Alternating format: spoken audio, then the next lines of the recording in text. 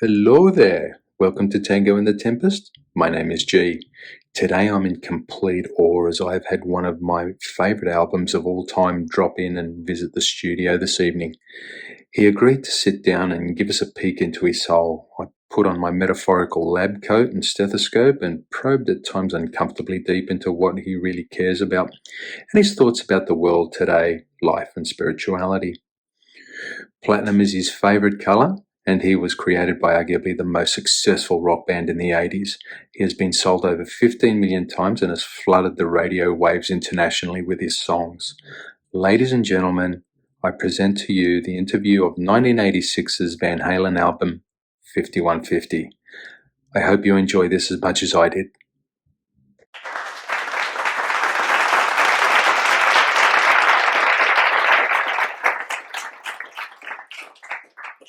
Hello again. Before we start the interview, a little housekeeping. In an effort for full disclosure, 5150 has exactly the same tone, timbre, pitch, and speed of conversation as I do. In fact, some people say we sound identical and are indistinguishable from each other. The only difference is 51 has a vastly greater vocabulary than I. Knowing that, please enjoy the interview. Hello, G. Thank you so much for having me this evening. It's an absolute pleasure to be here. It's been a long time between drinks. 15 years since that weekend in the French Riviera? By the way, I love what you've done to the studio. It's high-end whorehouse meets farmhouse? I have an irresistible urge to rip off my clothes and show you my rooster.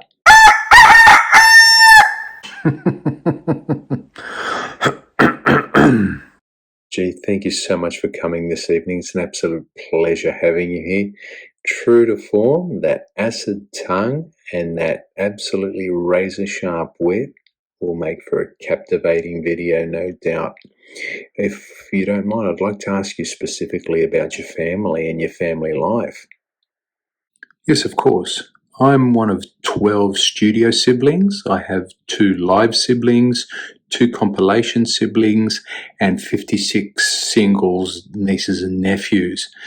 We're a very dense family, a very tight unit. We do have quite an extensive network internationally of siblings, and we generally keep in contact with each other, and we have been throughout the years on a constant basis. I guess the next question you want to ask, I'm anticipating this obviously, is do I have a favourite or favourite siblings? The short answer to that is we're very close to each other, but I do find I have got really close ties with 1984 and OU812, 1984 being older and OU812 being younger. I believe that they are very close to me because 1984 really held my head up when I was going through some really tough times, and OU812 was there for me, cheering me on. It was a good time to be alive and have that support network. Okay, so you mentioned that you went through some tough times. Can you elaborate on that? I'll give you a little context first. 2 years prior to my debut, my big bro 1984 hits the scene like a thermonuclear explosion in the rock world, sending gigatons of rock energy to a staunch and loyal fan base. The recipe of grinding guitar, gravelly lyrics, and pounding drums was so irresistible, it galvanized a culture. If you were a connoisseur of rock and didn't possess the 1984 album, you were considered mentally held back. Fast forward 2 years later, and the anticipation of my debut had reached fever pitch. The fans were frothing. The excitement from the fans came from the expectation that I was going to have the same immediate success my big brother had 2 years prior. The day after I was released, the impact was immediate. It was a bloodbath. What was once a unified fan base became fractured into 3.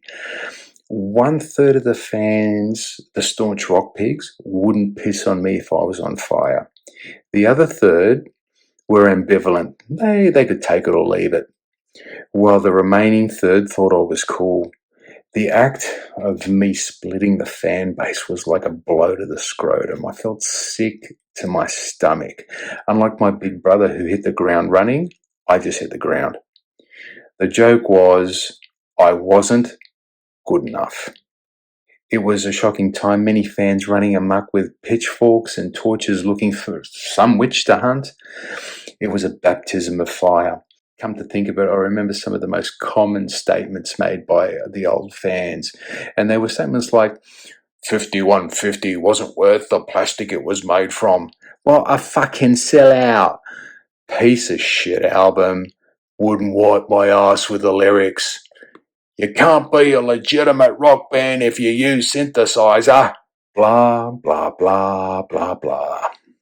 I do remember the early days when you first hit the market. Everybody had an opinion, and it wasn't very positive.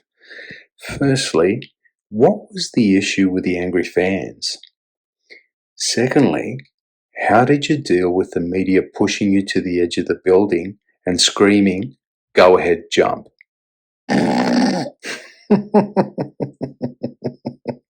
Funny. I like what you did there. Okay, look, the real issue was that I was vastly different to my big brother, 84, and that was shocking to a lot of the fans in the day, and they just needed time to embrace the difference. I was seen as a weakling little brother. I had a different vibe than 84. He was dark, brooding, grinding, powerful, a real ladies' man. I had a completely different vibe going on. I was seen more as melodic, softer, and mainstream. You didn't have to be a connoisseur of rock to appreciate 5150. You know the old saying, nothing in the universe is more constant than change? Well, I was just the next evolution of the band's anthology. No big deal now. Massive problem back then. So how I got through it, I was sitting at a bar one evening all by myself having a drink when this gorgeous single walks in. I was mesmerized. She walks past me and goes up to another section of the bar. And I'm thinking to myself, 5150? Go up and have a chat. She's absolutely breathtaking. She's the sort of girl that men have dreams about. So I pluck up enough courage and I walk up to the bar and sit down and ask her if she wants a drink. She gleefully agrees and I get her a drink and we start to have a conversation. The more we talked, the more I was starting to feel things for her. And I was thinking to myself, why can't this be love? I was really feeling something on the inside and just hanging off every syllable she was saying. Look, she was not only gorgeous, she was very intelligent. She had really the best of both worlds. And it's not every day you're sitting at a bar and love walks in. I was starting to think to myself, damn, am I good enough? Well, you know what? I wasn't sure, but a couple of summer nights together wouldn't hurt. Just to spend some time to get to know each other. Anyway, before I could ask her for another drink, she gets up and says, "Oh, look, there's my boyfriend," and then gleefully bounds out the door, never to be seen again. So, if I wasn't depressed before, I certainly was then. So I bought myself another drink and started drinking. 15, 20 minutes later, my big brother, 1984, walks in and says, "Hey, buddy, heard you were here. You okay?" "Yeah, look, I'll be fine." "Mate, I'm so proud of you and what you've done." "Me?" I replied. "Listen, you dumb bastard. You don't get it. You can't see how awesome you are." "I'm awesome? You're the golden child." "Stop comparing yourself to me or anyone else for that matter. Doing so will take you down shit street. Things that make you the person you are aren't anything to do with me. Being unique is your fucking superpower. You're better off being authentic than trying to be like anyone else. Anyway, I love being the golden child. But you're the platinum child. Love you, you bloody idiot. Now, if you can get your head up out of your ass long enough and check the charts, you'll be suitably impressed. Go on." That little speech was enough not only to change my day, it changed my life. Every time I start to compare myself with someone, I think about what 1984 said. You know what? I love my superpower. The next day, OU812 called to congratulate me on the success of my charts. Just knowing that I've got someone who gives a crap about me makes me feel loved, special, and worthy. What else could a record album ask for? Indeed, brother. Thank you, 5150, from the depths of my heart for doing this interview. That's all we have time for this evening. If you really want to help the channel out, don't like, subscribe, or comment. Instead, go out and make somebody, anybody, feel loved. This is G, out.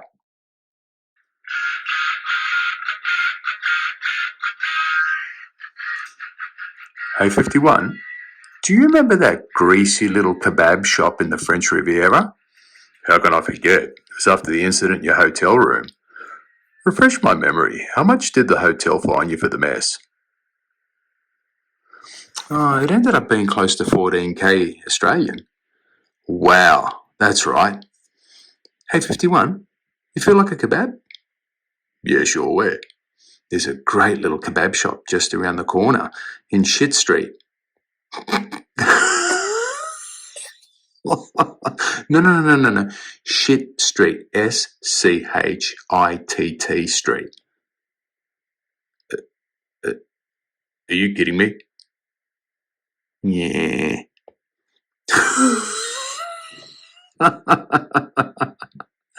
Have you stopped recording? Oh shit.